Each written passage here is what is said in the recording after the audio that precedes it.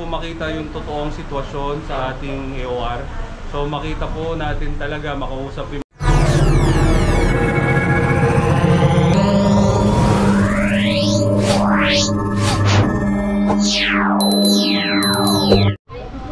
Hello mga kabungisnis, welcome back again to another vlog. Ito po si Busilak's Diary.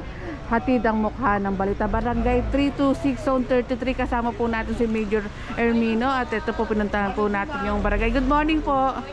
And abang kumakain yung mga Chairman Noel.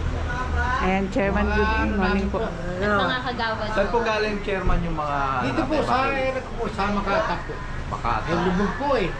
Kaya pinalipat po sila dito sa barangay. Ilan po sila ngayon? Bali ano, 6 sila ngayon nandiyan sa taas po. Opo. And punta lang natin. Good morning, Major. Matanong ko lang po, ano po ba mga plano po natin ngayong umaga rin po? ang plano po natin ngayon is mag-ikot sa ating nasasakupang lugar para po makita yung totoong sitwasyon sa ating AOR. So makita po natin talaga, makausap yung mga barangay, makausap yung ating mga residente para makita o malaman natin kung ano talaga yung pangangailangan po nila ngayong bagyo na ating nararamdaman po. At meron po ba kayong mensahe sa ating butihing mayor na si Mayor Isko Moreno? In a partnership with our city mayor, Mayor Isko Moreno Dumaguso, kami po bilang sa kapulisan, handa po kaming tumulong sa aming makakaya para po suportahan po yung kanyang layunin na maging maayos po at ligtas po ang ating lungsod ng Maynila. Lastly po, paalala po sa ating mga kababayan nga po. Paalala lang po sa ating mga kababayan, kung wala po tayong gagawing importante sa labas, maaari pong mag-stay na lamang po sa kanilang mga tahanan at manood po ng mga advisory sa balita, especially po sa ating mga vloggers, para po malaman nila yung totoong nangyayari po sa ating labas at maging ligtas po sila sa kanilang mga tahanan. Yun lamang po. Maraming salamat po, Major Ermino. And Chairman, matanong ko lang po, kamusta naman po yung kalagayan ng ating mga nasasakupan po? Ito pong nasasakupan ko po, inabot lang po sila ng baha. Kaya ang ginawa po namin, itong mga barangay council, kinuha po namin sila sa bahay nila kasi medyo may tubig na po, dinala namin po dito sa barangay. Ngayon, nandito po sila sa barangay, mas safety po sila dito, nandito naman, pinapakain namin.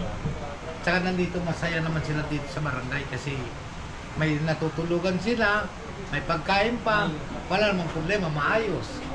Yun po ang ano namin kasi hindi naman po lahat na maikutan kasi ni Mayor Isko.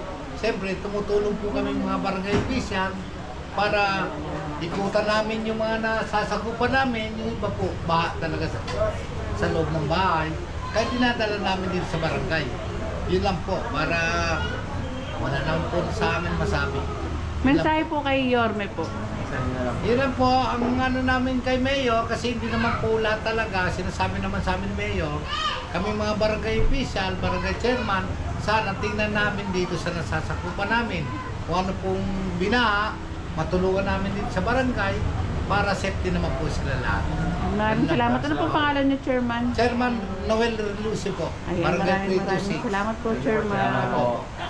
Salamat po. Opo. Kaya ngayon, nasa taas po sila. Video natin Opo. pakain. Nandiyan sila kumakain. Sige po. At puntahan po natin itong ano. Ay, ang ganda ng Alam, Oo, ang ganda ng anong taas. Ang taas.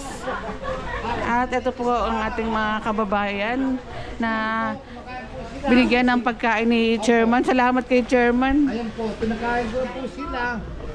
Mamaya naman, kasi mayroong bagong panganak po. Nasa ilalim po sila, baha. Sabi ko, lipat na kayo sa barangay. Ngayon, mas safety naman kayo sa barangay. At saka importante, hindi naman kayo namin pababayaan. May Ang bilis ng pagkain. tulong mo, Chairman, kasi si Ma'am bagong panganak din pala. Bagong panganak po. Kaya sabi ko, dalhin ko na sa barangay. Kasi para wala sa atin, masabi sila sa amin. Kami naman, lahat talaga, kumikilos kagabi pa. Kumikilos. Parang si Yorme din po. Opo. Bilis kilos. Opo, kasi kami naman talaga, kayorme naman kami. Ayun, nakalagay nga sa dawit ko, Opo. Chairman, Isko tayo.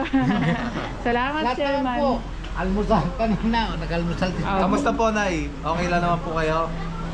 Kamusta naman po yung lagay niyo po dito? Okay po. Ayan, maayos naman po. Ayun.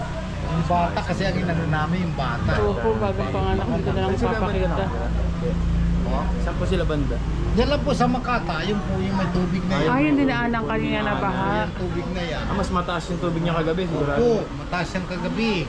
Kaya sabi ko dito na kayo sa barangay. May almusal naman kayo, wala namang problema. Ayun. Salamat po. Makakapagpahinga pa ng maayos. Ngayon nagpapaluto naman ako, champurado naman. Wow, mamaya. Chairman. May merienda Punta ako naman dito may menchapurado. Opo, mamaya-maya pa po.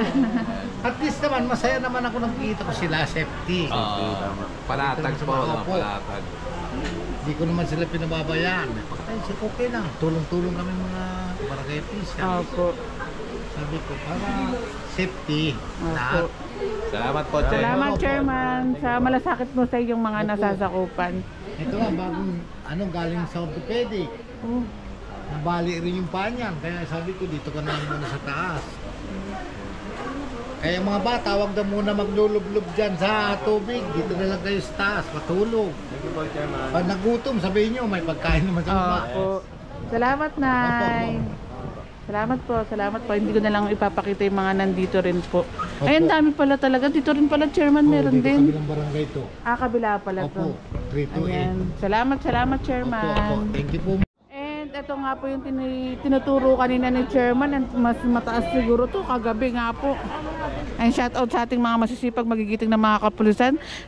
Saludo po sa inyo na kahit na umuulan, bumabagyo, tuloy-tuloy pa rin po serbisyo ng ating mga kapulisan.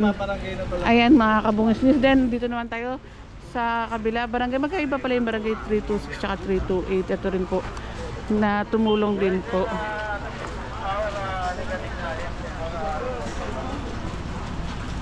Ayan, tanongin lang po natin si Chairwoman. Chairwoman. Ayan, good morning, Chairwoman. Kamusta naman po? Ito pong nasasakupan niyo po. Our barangay naman po is quite okay. May how many numbers of individuals and families lang naman po kaming mga evacuees. Pero kanina umaga, ano na namin sila, napa-breakfast na namin sila. And then ngayon, we prepared lunch for them para po naman maitawid nila yung tanghali naman. Marami na rin po ba kayong nasa group? Nakita ko po kanina sa taas, marami-rami na nga rin po mga... we have like 4 or 5 families din and siguro mga 9 or 10 individuals. May mga bata. And some of them po ay nakauwi na rin. Opo. Meron po ba kayong mensahe sa ating kapulisan din po sa pagtulong niya din po? I would like to thank also our PNP na they are very immediate po in assisting our barangay. And ito nga po katulad nito ay napakahirap na panahon para sa atin. And nagpapasalamat ako sa kanila na nandyan sila parati sa atin. At sa ating butihing mayor na si Mayor for our Mayor Isko Moreno, again marami rin pong salamat kasi napaka hands-on niyang mayor para sa amin. And in fact, di ba umiikot po siya since the start of the issues nandyan lang po siya. Thank you po. Ano pong name niyo, Chairwoman? My name is Chairman Jennifer Ligaspi Javier of Barangay 328, Zone 33, District 3, Manila. Thank you po. May kasama namin po yung Major. Oo. Pero kami po kasi, numbers lang po, hindi ganun kalaki. Mga ilan po yung... We have like 4 or 5 families lang po. Kasi yung iba po, hindi naman po sila ganun na nagkaroon ng mataas masyado.